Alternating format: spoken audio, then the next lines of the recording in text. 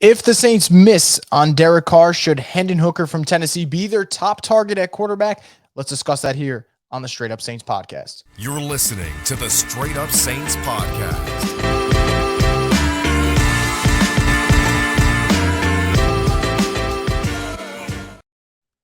What is up, Who Dat Nation? Welcome back inside another edition of the Straight Up Saints podcast, brought to you by Boot Crew Media. And this podcast is sponsored by the Birdsall Law Firm, the official injury lawyers of Boot Crew Media, located at 918 Portage Street by the Superdome. You can give them a call at 504-523-5413 if you or someone you know has been involved in an accident. Be sure to mention that we sent you. Birdsall Law Firm, the official injury lawyers of Boot Crew Media. So I brought it up at the start. Let's get into it. We know that the Saints are interested in Derek Carr. That's been something that's out in the public. There's no secret about that. And then it got reported on Tuesday that the Saints are going to visit with him again at the NFL Combine in Indianapolis. Again, not a surprise. Things usually get done at the scouting combine. To have those face-to-face meetings, that's important. And I think that the Saints, without a doubt, have kind of made Derek Carr their primary target in terms of who they're interested in. And it makes a lot of sense, right? He is an aging quarterback, and not in the worst way possible. Again, early 30s, kind of fits the mold of this roster. I think schematically makes a lot of sense of running Pete Carmichael's system. It keeps you in that win now mode. He would be by far the best quarterback in the NFC South. These are all things everyone has discussed. They're common knowledge. I don't think we have to go too much further on that. And I've kind of made my stance on Derek Carr clear. I would like to see the Saints seal the deal, get the guy that they think is their guy. And if it works, fantastic. If it doesn't work, you're kind of, in that, oh crap, what next? But you went for it. And I want to see teams go for it. That being said, what happens if they miss on Derek Carr? Who becomes a top target? Well, I find it fascinating that over the last week or so, two different people who are well plugged in have kind of linked Hendon Hooker to the New Orleans Saints. It all started with Ryan Fowler saying that the Saints extensively talked with Hendon Hooker. There were a bunch of other teams that also talked with Hendon Hooker extensively, but the Saints were one of, I believe, 5 or 6 teams that were mentioned. And then today, Daniel Jeremiah, who is, well renowned and one of the better in terms of analyzing the draft, he's probably at the top. He mentioned, the Saints as a potential landing spot for Hendon Hooker and talked about how the Saints don't really got anything better on the depth chart, which I don't necessarily disagree with. And then talking about how it's a good fit because he should be ready to play whenever he's healthy, right? So that brings up the question, how good is Hendon Hooker? Is Hendon Hooker a good fit for the Saints? What do we like about him? Well, let's start off with the basics, right? Hendon Hooker, in terms of production at Tennessee, that final season, what's not to like? Complete 69.6% of his passes, had 27 touchdowns as opposed to just 2 interceptions, and the big game, right? The one that you want to see him shine in against Bama. He shined bright. He was fantastic. Now, the argument for people as well, didn't play great against Georgia. I'm not going to disagree with you there, although you watch this season unfold and you go, who the hell did play well against Georgia? The answer is pretty much no one. I thought in terms of showing poise, he checks that box. In terms of throwing the ball down the field, wanting to attack defenses, I think that's where he's at his best, which is extremely intriguing for the Saints, because if you compare a Hendon Hooker's arm and his ability to attack the defenses down the field with Chris Olave, with Rashid Shaheed, I don't know about you guys, but all of a sudden, when people say let them cook, you start thinking about what you can do offensively speaking in the passing game. And that makes me excited. I think that's really intriguing. But I think another part of Hendon Hooker that makes him a very fascinating fit if the Saints were to go for him, I don't think he's a project. And I think a lot of people would say the same, that he isn't a project. And what I mean by that is whenever he returns from his ACL injury, if you think he's ready to play football and you think he gives you the best chance to win, you put him out there. And you don't sit there going, man, he's still got to learn this. He's still got to learn that. He's 25 years old. And now that might be the knock on some people, right? That he is 25. He's an older prospect. But look, every prospect's different in their own right. I don't want to use the Joe Burrow comparison. I think that'd be a little bit lazy. But I think it just goes to show that not everyone's on the same path. People have different paths in life in terms of getting to the NFL. And Hendon Hooker's is a bit different. And that's not necessarily a bad thing because, yes, he's not as exciting as Anthony Richardson. His arm talent maybe doesn't, make your jaw drop like Will Levis. But, man, he is a better quarterback right now than them. And if you think that's a hot take, then you're probably not understanding what I'm saying. I'm saying when it comes to playing the quarterback position, who plays it better out of those 3 that I mentioned, it would be Hendon Hooker. And what I find really funny about this whole Is he worth it for the Saints? Pick 29, pick 40. This is the way I look at it. And I hope you look at it this way too, because we can't understate how important the quarterback position is. If the New Orleans Saints feel that Hendon Hooker is their guy, and by all means, they very well might feel that way in 2 months' time, you take him at 29. You don't wait and hope he gets there to 40. You take him at 29. And there's two reasons why. One, to prevent another team beating you to the punch, because there's nothing dumber than not taking your guy, especially if he's at the quarterback position, because, man, another team will come in and strike if they have to. And number two, you get that fifth-year option in. And, man, that fifth-year option is extremely important. And I know the idea of taking a Bijan Robinson or a proven talent at 29 and then coming back at 40 and taking Hendon Hooker is really fun. And trust me, I think that sounds very exciting. But you know what would stink? If the Saints miss out on Hendon Hooker and all of a sudden they don't get him and someone else does and he looks great. Or you know what also would kind of sting just a little bit? If Hendon Hooker gets drafted by the Saints in the second round, and man, he is awesome, right? But guess what? After 3 years, you got to pay him instead of after 4 years. And all of a sudden, what if you lose another good player because you couldn't afford it cap space wise at that time? I'm just saying, if he is your guy, you do take him at 29. Now, I don't know if he's going to be their guy, but for me, age is not a concern. And I think for his skill set, it would fit really well with Olave and Shaheed. And one thing that I love when I mention how he would fit with Olave and Shaheed, and I love these type of statistics, he ranked first out of all quarterbacks in the SEC of touchdown passes of 20 yards or more through the air, and it was 13. And I think what he was able to do at Tennessee, and we kind of saw that, right? A resurgent year for the program. It all leads to him. And I think that Hendon Hooker is an intriguing watch. He's one of those where that's where I give up on certain things when it comes to scouting, right? Because he looks great on Saturdays. I watch the tape and he looks intriguing, and yet he'll get picked apart. And I'm like, maybe I'm just not getting it. But Hendon Hooker, for me, I think he is an intriguing talent. And I don't have a preference at quarterback for the Saints. I've kind of made that clear. I just want them to upgrade because, man, they need an upgrade. But if they lose out on Derek Carr, right? Derek Carr goes to the Panthers or the Jets.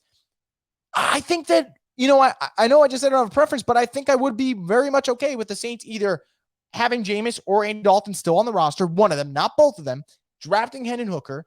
Your veteran starts for a little bit.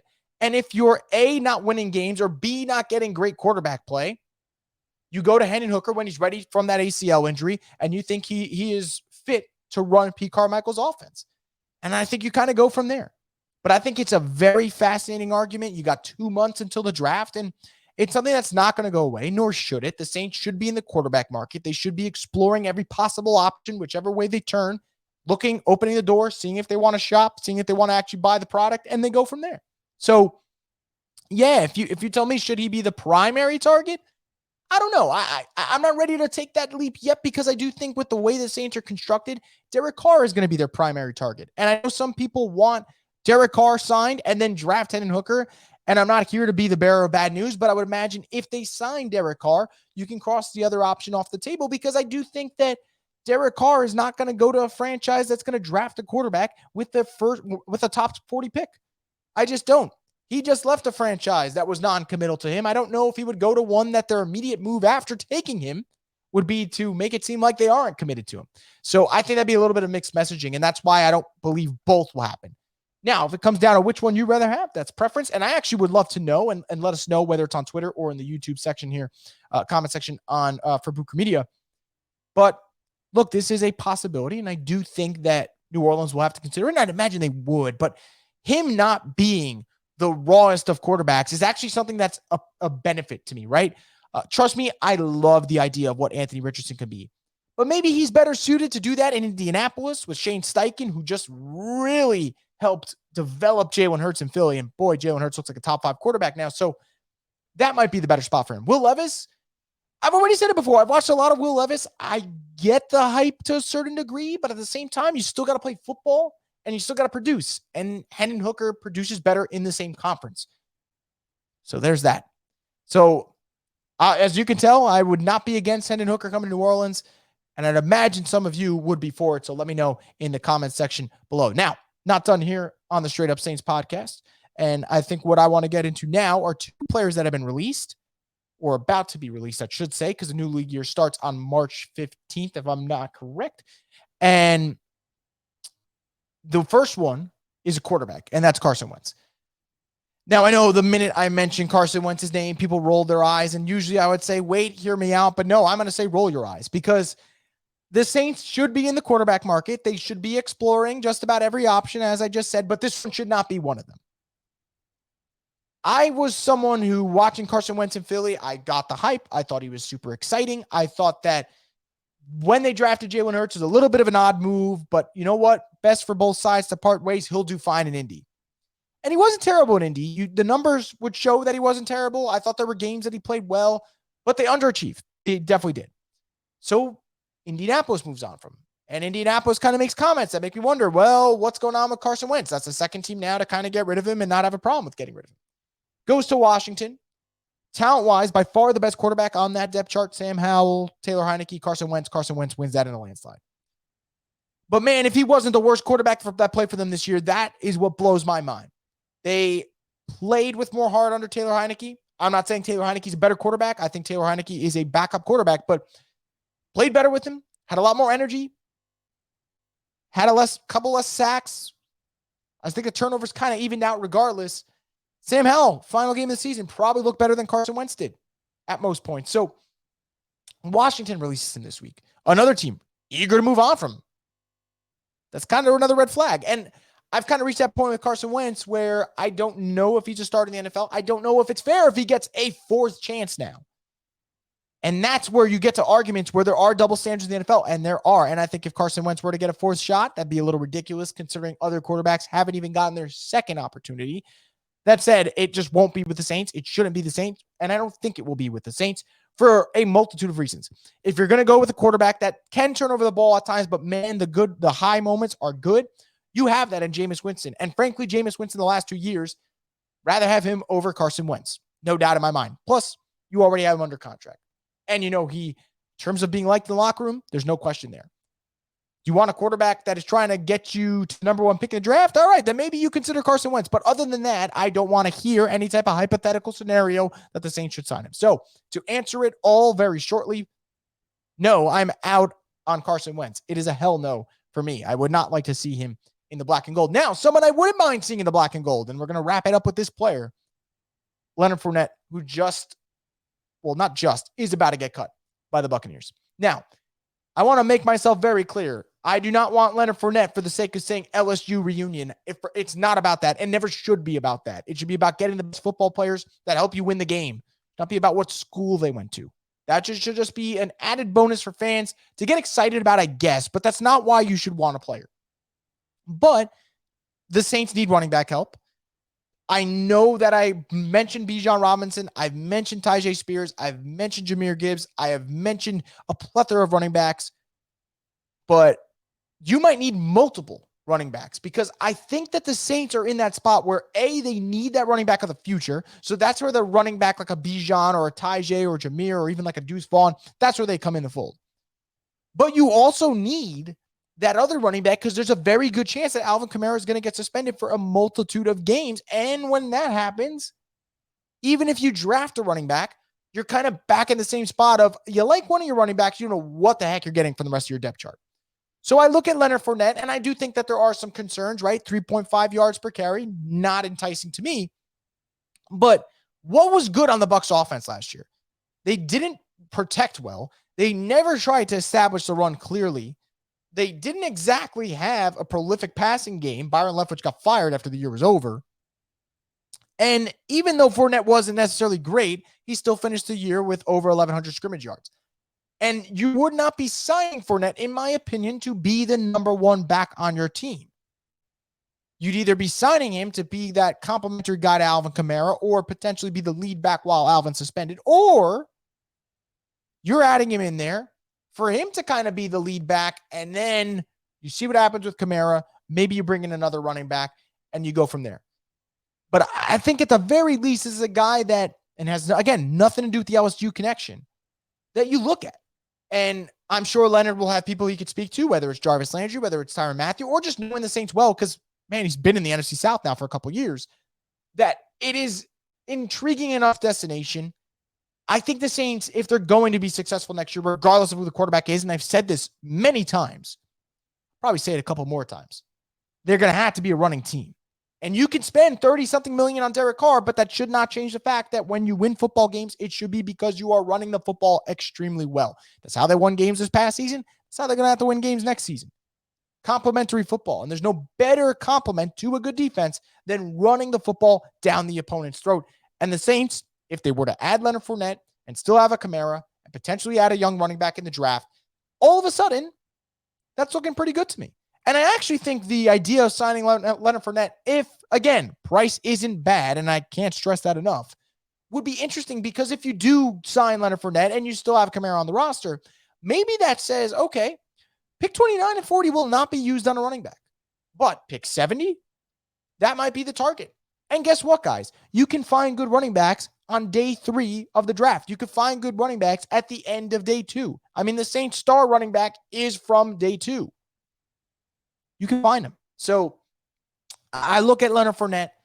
Is it one of those where I'm going to be sitting here literally banging the chair nonstop and saying, I need Leonard Fournette on the Saints?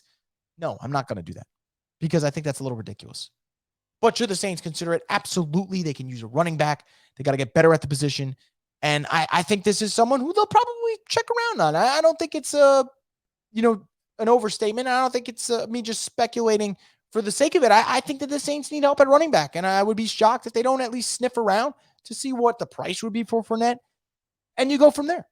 Plus, it doesn't hurt to kind of weaken a division rival in the process. So, to kind of wrap that all up, I do think that the Leonard Fournette is someone that the Saints should consider and look at, price pending.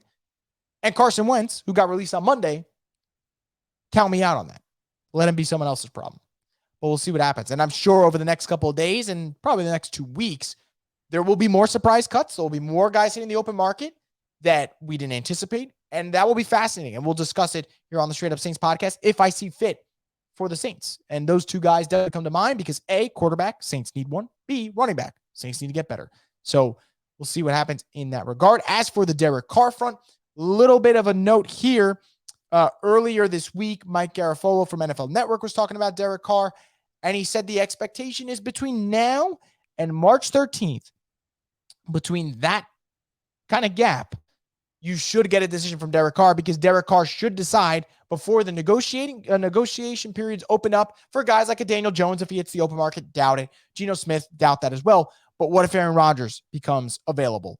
Jimmy Garoppolo will be a free agent come the new league year. That's another veteran quarterback that could enter the mix, and maybe a team like the Panthers or the Jets is interested in him, and that could change Derek Carr's market. So it makes sense for him to sign before March 13th. So Saints fans, keep an eye on for that because over the next 2 weeks, we'll have something on that. Whether it's good or bad, we'll be here to talk about it here on the Straight Up Saints podcast, the destination for the Who Dat Nation. So make sure you guys stay tuned for more content. Subscribe to Boot Crew Media's YouTube channel as always.